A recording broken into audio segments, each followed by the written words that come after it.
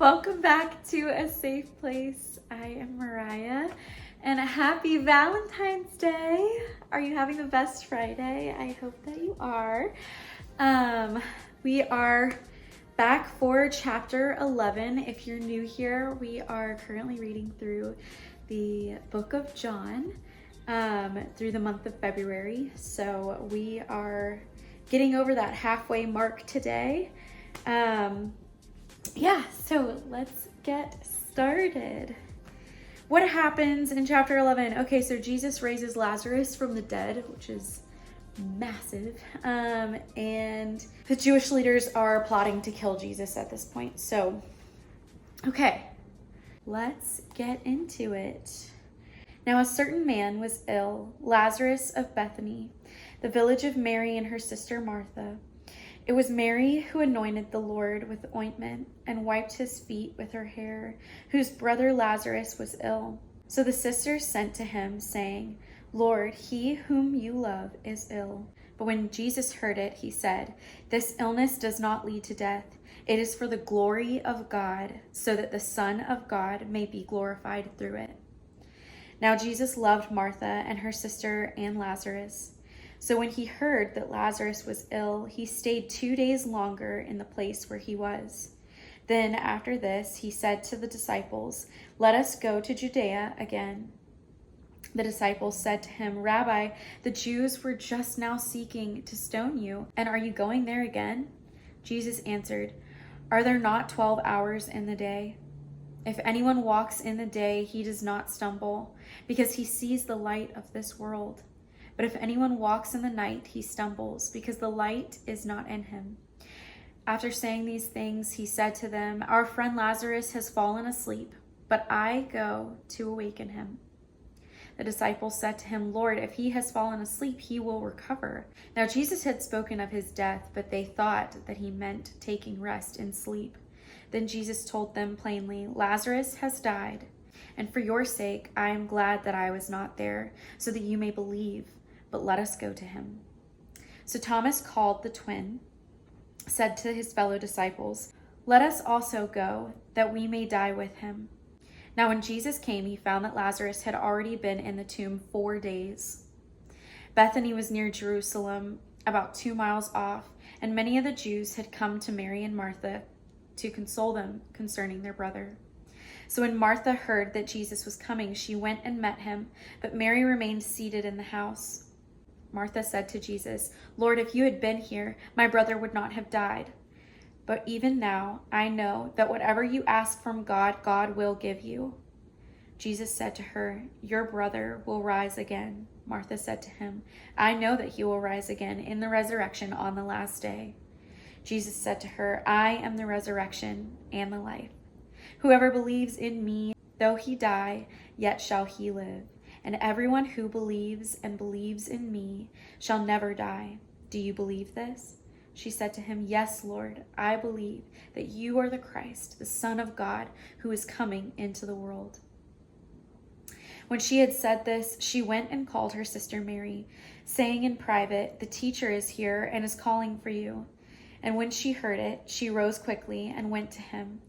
Now Jesus had not yet come into the village, but was still in the place where Martha had met him. When the Jews who were with her in the house, consoling her, saw Mary rise quickly and go out, they followed her, supposing that she was going to the tomb to weep there. Now when Mary came to where Jesus was and saw him, she fell at his feet, saying to him, Lord, if you had been here, my brother would not have died. When Jesus saw her weeping, and the Jews who had come with her also weeping, he was deeply moved in his spirit and greatly troubled. And he said, Where have you laid him? They said to him, Lord, come and see. Jesus wept. So the Jews said, See how he loved him? But some of them said, Could not he who opened the eyes of the blind man also have kept this man from dying? Then Jesus, deeply moved again, came to the tomb. It was a cave, and a stone lay against it. Jesus said, Take away the stone. Martha, the sister of the dead man, said to him, Lord, by this time there will be an odor, for he has been dead 4 days. Jesus said to her, "Did I not tell you that if you believed, you would see the glory of God?" So they took away the stone, and Jesus lifted up his eyes and said, "Father, I thank you that you have heard me. I knew that you always hear me, but I said this on account of the people standing around, that they may believe that you sent me." When he had said these things, he cried out with a loud voice, "Lazarus, come out!" The man who had died came out, his hands and feet bound with linen strips, and his face wrapped with a cloth. Jesus said to them, "Unbind him and let him go."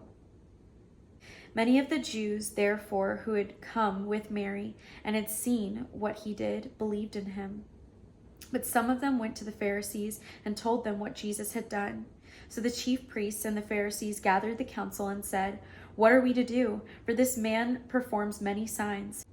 If we let him go on like this, everyone will believe in him, and the Romans will come and take away both our place and our nation." But one of them, Caiaphas, who was high priest that year, said to them, "You know nothing at all, nor do you understand that it is better for you that one man should die for the people, not that the whole nation should perish."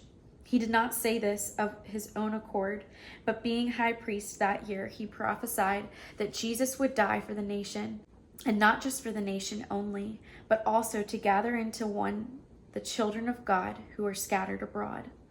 So from that day on, they made plans to put him to death.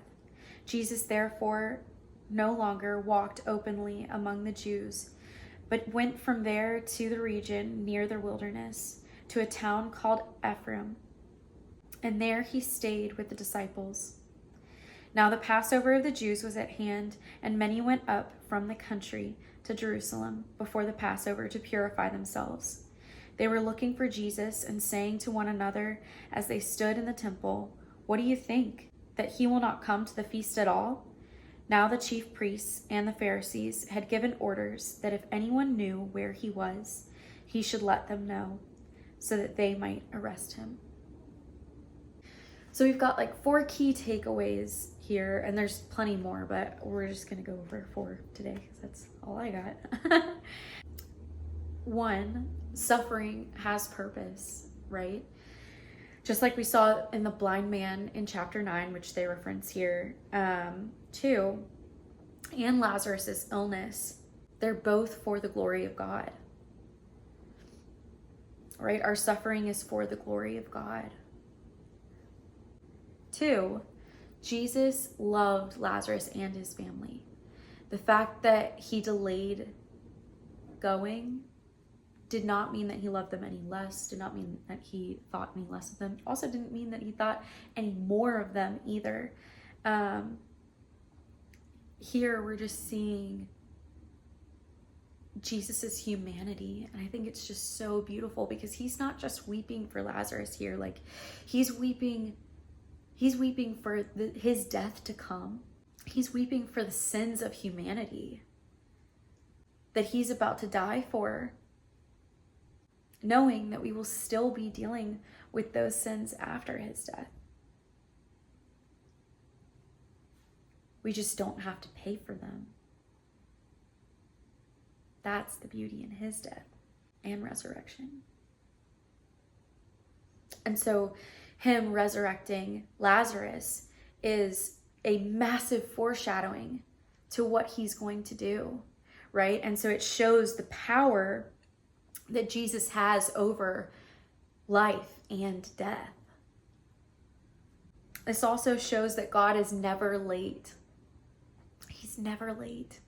We often think, and especially me, that God's late, right? That maybe we did something, maybe we didn't do something, maybe there was more that we could do. And I think we could get into a whole rabbit hole in that, in the theology behind that and the different ways you could take that. But at the end of the day,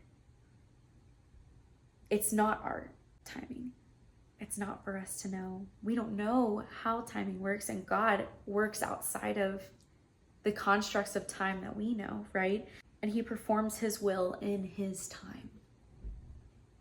That's why it's so important to seek his will.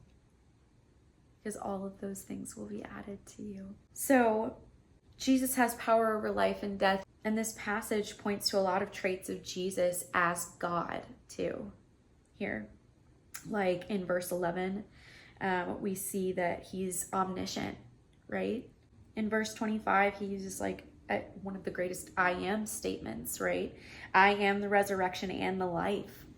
Like he is life, right? And then in verse 43, we see that he is omnipotent. He speaks life into Lazarus, just like God spoke life and the world into existence, which is just, I mean, awesome. What a powerful chapter. So what current suffering in your life could be used to strengthen your faith and bring glory to God? And I would further take that because, like, especially for me, I know it's true, like, what current suffering is bringing faith to those around me? That's where God tends to show up the most for me, or where, you know, the veil is let down a little more for me, because I watch how my faith is infectious for others. And we talked about that, I think, in one of the first or second episodes of this whole series. And, you know, is your faith infectious? Because infectious faith also brings glory to God. Those waiting seasons that feel like they are just dragging on forever, and believe me, I know a waiting season, been in one for a long time, but those waiting seasons tend to bring the most glory, right? And his ways are higher than our ways. His thoughts are higher than our thoughts. And wow, what freedom we have in that. That we don't have to figure out tomorrow, because he's already done it. He already knows. And he's the one that's taking care of us. So wait on the Lord. Trust that his answer will always be right on time. And I hope you have the most blessed Valentine's Day. And if this holiday drawn up by Hallmark doesn't feel like the best day, and maybe it brings up some uncomfortable feelings for you, I pray that you don't seek love from the world, because it's never going to be what Jesus has for you. So I pray that he gives you eyes to see all the love that he has for you today, and especially this weekend. And then I will see you again on Monday for chapter 12.